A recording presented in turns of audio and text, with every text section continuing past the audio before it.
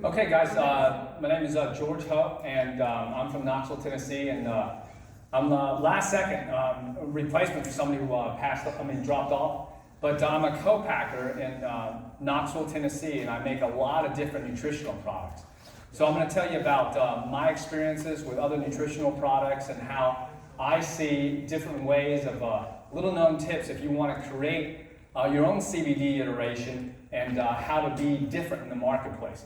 I know CannaCon, I went upstairs at the booth. A majority of the people are doing obviously OG cannabis products, but as you expand out of this state and you're looking for possibly international type expansion and definitely like domestic expansion all across the United States without as many regulation challenges as THC iterations, then obviously CBD is the way to go.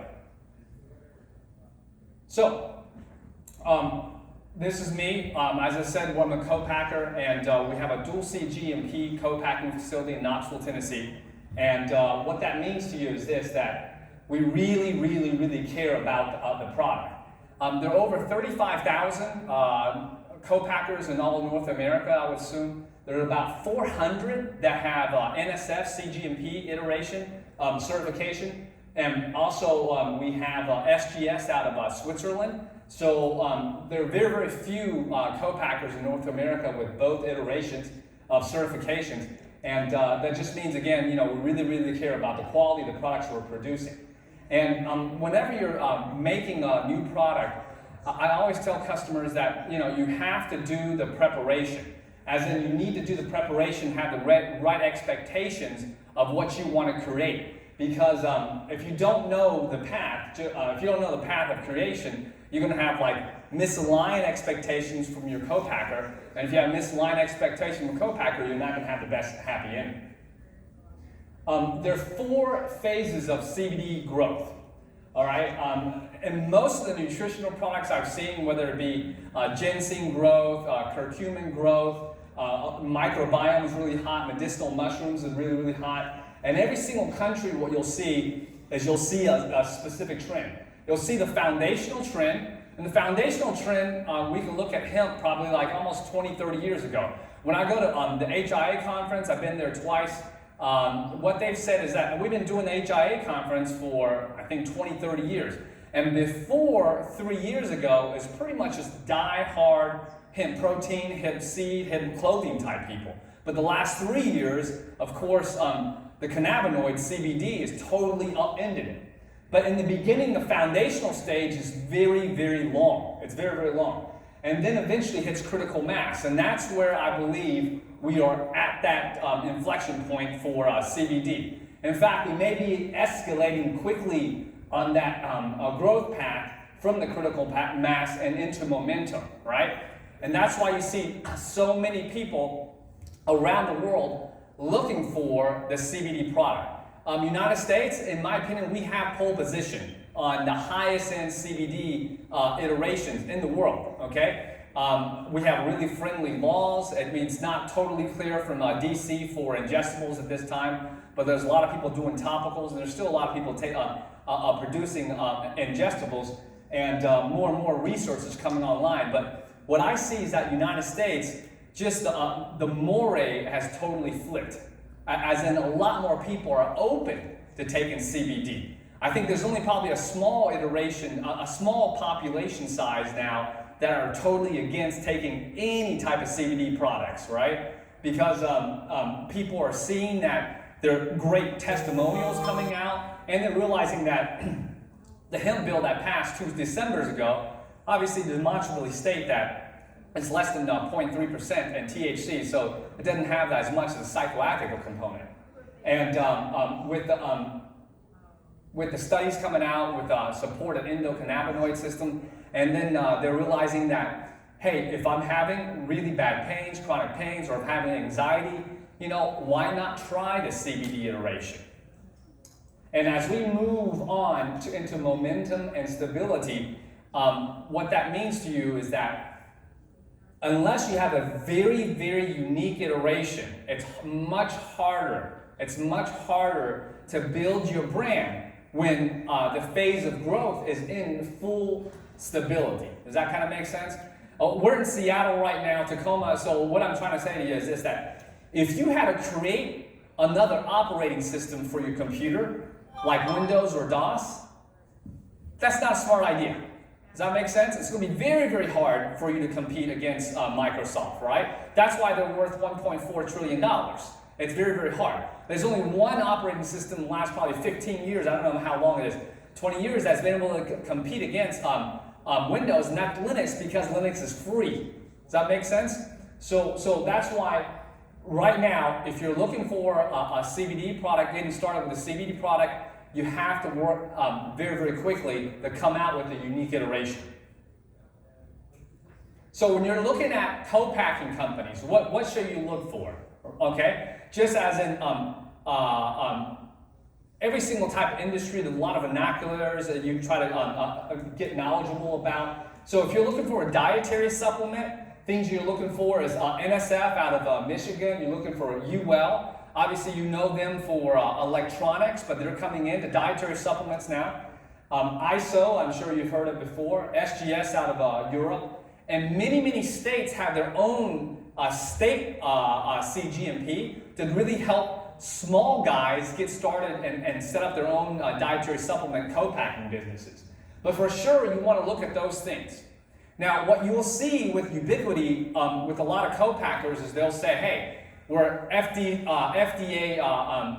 certified. Well, first of all, there's no really FDA certified, okay? Everybody can register for like an FDA number, so register your facility, and that's a law thing. That's just a prerequisite. And then the second thing they'll say is that they'll have a little sign, they'll say like, we're CGMP compliant. And what they're doing, if they only have that, is that they're only doing self CGMP compliance. And as you grow, in the beginning, you may not know this, but as you grow, and if you're looking for, if you're looking to get your stuff into Costco later on, does that make sense? They're not going to just take regular CGMP compliant. They're going to want one of these big third-party compliance organizations at the minimum. Plus, they're going to want product liability insurance, and they're going to come to your facility, come to the co-packing facility to audit the facility to make sure it's going to be safe for the customers. If you're looking for a food-type product, there's a certification called GFSI, and one of the two biggest certification bodies out there, third-party, is BRC and SQF. So if you're looking for food iterations, that's the minimum you should look for. There are other iterations you'll see now. Last year was more unicorn to find this, organic, but now there's a lot of supply now coming online for organic. If you're looking for organic like distillate, if you're looking for organic, all different types of organic CBD, biomass, and also finished products. And your neighbor down south, Oregon, is a pioneer in CBG products, okay? There are 4 chemotypes right now of cannabis, like cannabis indica, cannabis sativa.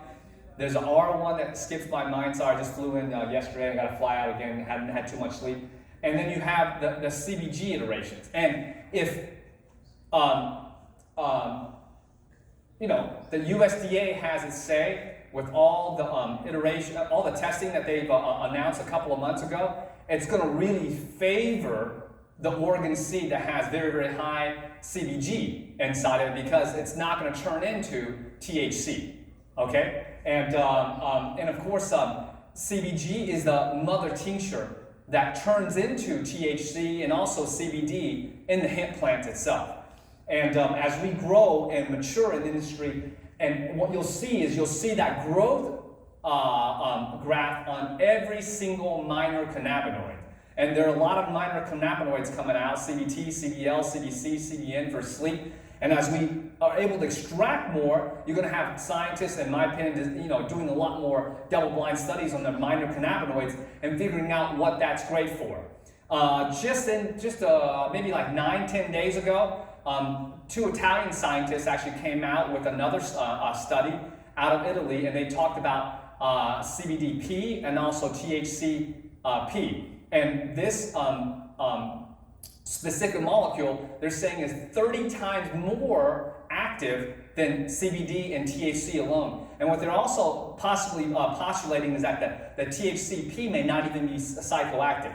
So the way I see about this plant is like incredible in the depth and complexity and how it's helping. And it's what Einstein said a long time ago, all right? As in, the more he learned about physics, the more he understood what he was missing, that how much more he had to learn about it. And that's what we're seeing within this cannabinoid plant. As in, every single month, there's new research coming out, and you need to be well cognizant of it, because especially if you're new and you're looking for a niche position, those are the things you need to try to get into your iteration as soon as it becomes commercially viable. Kosher is more simple to get, halal is more simple to get, and those are some of the GMP certifications. NSF, UL, ISO, they are very, very conservative, at least over half a century old organization.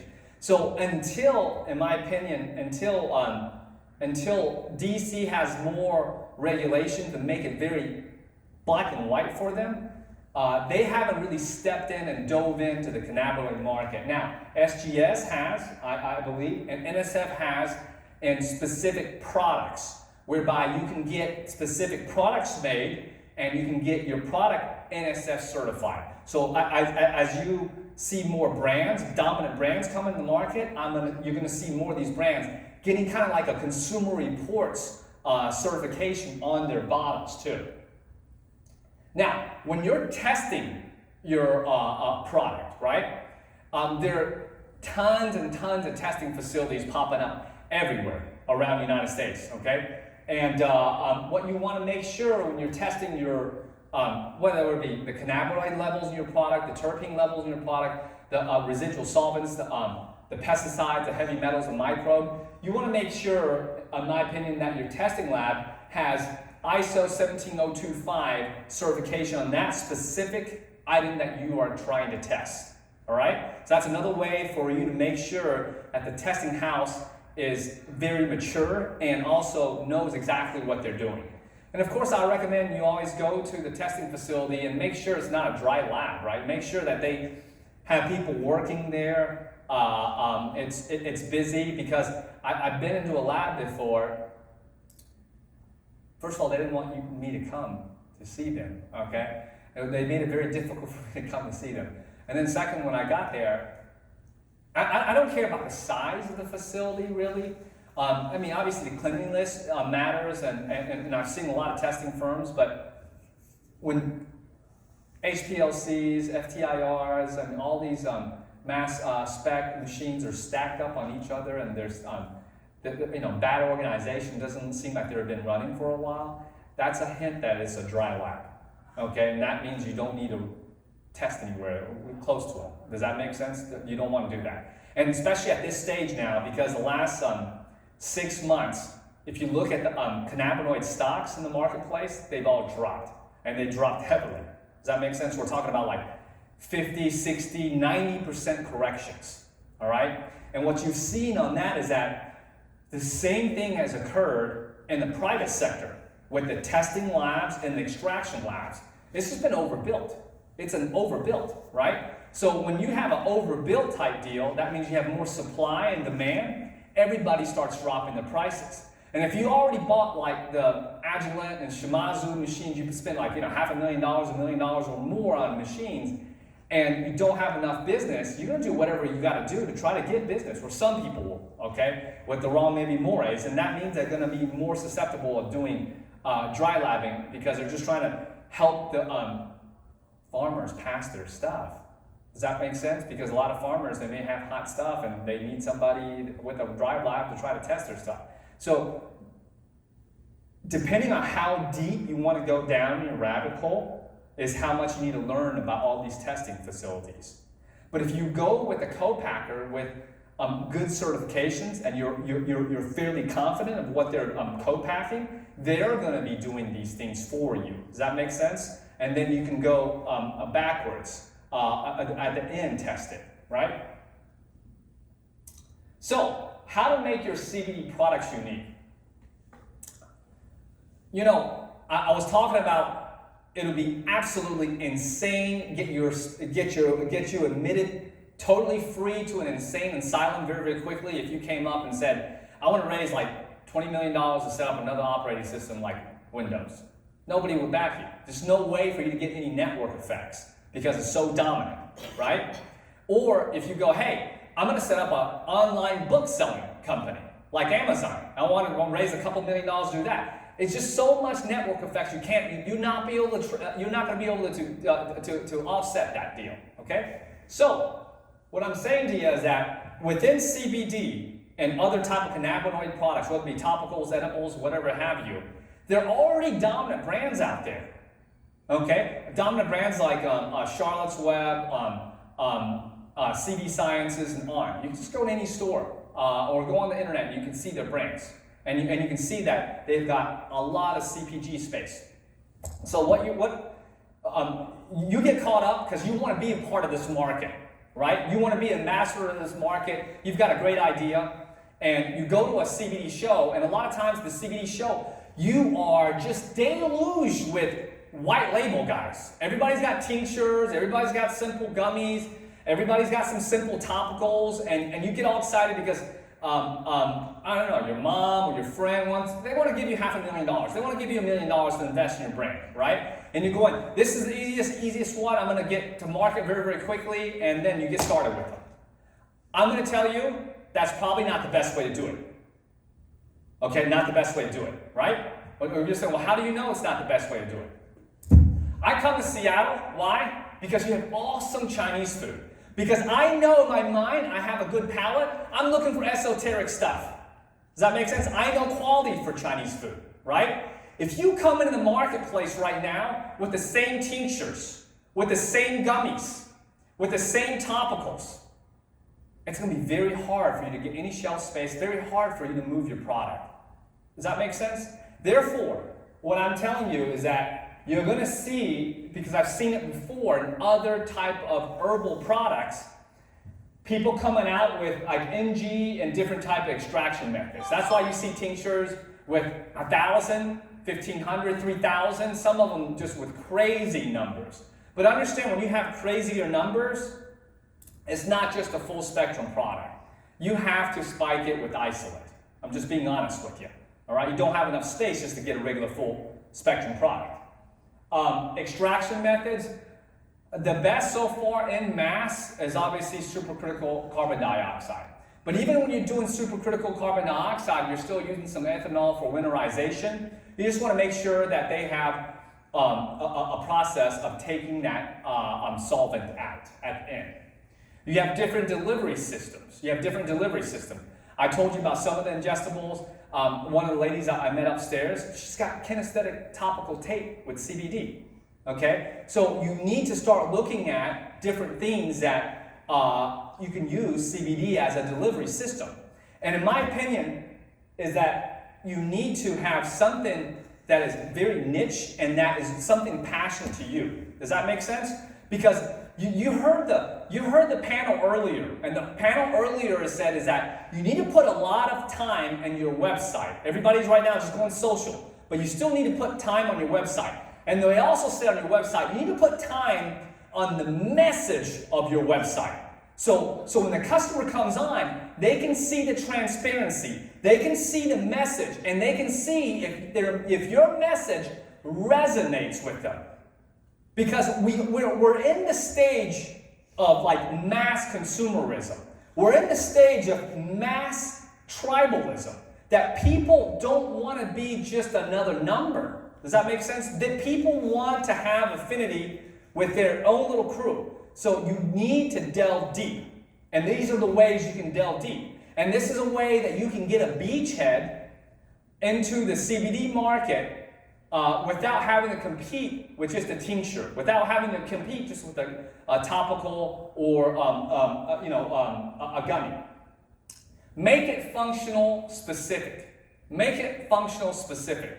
There are a lot of herbs out there. You go to GNC, right? You go to Vitacost. You go to any type of nutrition. You go to Amazon. Now, of course, Amazon right now, because they're Leviathan-esque, they don't want to deal with CBD because, again, it's not 100% clear for them. So what you have there is you have like rich phytocannabinoid hemp oil. Okay, that's all they allow right now. But if you go to Amazon, that's a really good location to figure out all the functional specific herbals that people are looking for, all the functional specific topicals people are looking for. In my opinion, find one that you love. Okay, find one you love and then work backwards. And then start with that iteration, and that iteration will be your spearhead to get your first 100, 1,000 or more customers. Now, I do have people come up to me and say, hey, George, you know, it's great. I want to have something disruptive. I want to have something that's very esoteric, but I don't have the money initially to buy that kind of run size, George. So I got to do something white label. So if they go to white label, I'm just telling you that you need to have a very specific path in your mind that you can distribute the product, earn the profit, and instead of going out and blowing it on parties or whatever have you, quickly start building a very, very niche type product that Costco, when they eventually come into CBD, or Amazon, when they eventually come into CBD, are not going to try to take your territory. Does that make sense? Because when they come in, what I understand is Costco only tries to do like 12% profit margin. Well, when they come in, you can all these smaller and mid-tier type brands that are doing well at this juncture, it's going to have I'm telling you, in my opinion, it's going to have a collapse if they don't differentiate themselves. Because when a consumer looks at MGs and they look at your extraction process, and if it's about the same, why wouldn't they go to Costco? If the price is a lot better, everybody would. My mama ho, do you guys have Dillard's here? No, right? So Dillard's is what you have down in the South. I'm from Knoxville and originally from North Carolina. You guys have Macy's and Bloomingdale's. My mom would try to negotiate at Dillard's. Okay? All right? So if my mama ho would negotiate at Dillard's, what I'm telling you is that a lot of consumers are looking for the best value. That's why Amazon is so strong, because he's always looking for the consumer. So if the consumer can see the transparency and they can see the cannabinoids inside of it, they see the third-party test, they're going to go with a cheaper solution. Therefore, you need to iterate. Packaging, all right? A lot of the packaging out there is, again, all the same. It's like very, very blasé, Martha Stewart, simple type packaging. In my opinion, you can try to look different if all possible. And you don't have to spend a lot of money, you just need to find the right design house. And look at some other stuff. And you can look at Sephora, look at some high-end type brands that you see out in the marketplace and see if you can adapt that for your brand to stand out. And then, as I said, minor cannabinoids and terpenes and flavonoids, that's coming online very, very quickly to differentiate products. We know that a beta-caryophyllene upregulates and also attaches to CBD2 receptors.